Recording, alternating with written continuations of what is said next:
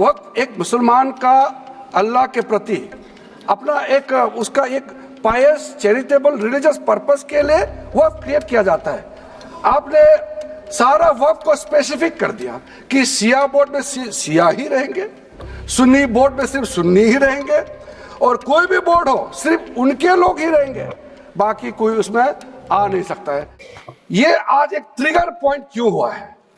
ये amendment bill लाने का आवश्यकता सबसे ज्यादा शुरुआत कहां से हुई?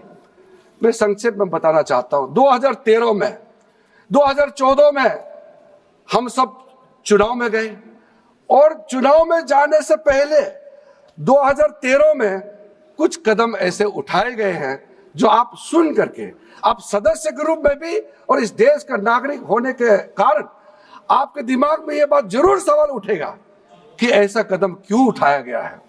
सर, 2013 में पहला यह बदलाव हुआ कि इस देश में कोई भी आदमी, कोई भी इंसान, चाहे वो हिंदू हो, मुसलमान हो, सिख हो, ईसाई हो, पारसी हो, बौद्ध हो, जैन हो, वक्त क्रिएट कर सकता है।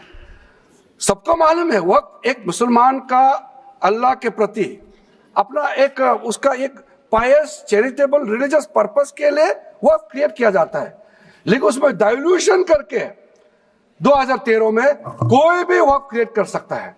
यह प्रावधान सबसे पहले उस समय की यूपीए सरकार ने किया है। दूसरा, आपने सारा वक्त को स्पेसिफिक कर दिया कि शिया बोर्ड में शिया ही रहेंगे, सुन्नी बोर्ड में सिर्फ सुन्नी ही रहेंगे, और कोई भी बोर्ड हो सिर्फ उनके लोग ही रहेंगे, बाकी कोई उसमें आ नहीं सकता है। ऐसा आपने प्रावधान किया। 2013 में वक्त पे यूजर जो आपने प्रावधान डाला, उसके बाद 1970 से एक केस चल रहा था दिल्ली के अंदर में। दिल्ली के अंदर में हमारा सीजीओ कॉम्प्लेक्स है, पार्लियामेंट बिल्डिंग है, कई प्रॉपर्टीज है, और इसको वक्फ बोर्ड, दिल्ली वक्फ बोर्ड ने क्लेम किया कि ये वक्फ प्रॉपर्टीज है। उसके बाद ये केस चल रहा था अदालत में। उस समय यूपीए सरकार ने पूरा सारा जमीन को डी नोटिफाई करके वक्फ बोर्ड को दे दिया।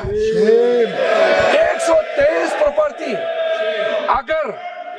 अगर आज हम ये संशोधन लेके नहीं आते तो जिस सदन में हम बैठे हैं, ये पार्लियामेंट बिल्डिंग, इसको भी क्लेम किया जा रहा था। एयरपोर्ट, बसंत विहार, और अगर नरेंद्र मोदी जी का सरकार नहीं आते, अगर यूपीए का सरकार कंटिन्यू रहता, तो क्या क्या बिल्डिंग को डी नोटिफाई किया जाना था।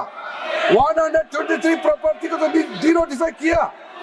मैं रिकॉर्ड में कह रहा हूं, अपने मन से कुछ नहीं कह रहा हूं, मैं ऑफिशियल रिकॉर्ड का बात बता रहा हूं अध्यक्ष महोदय।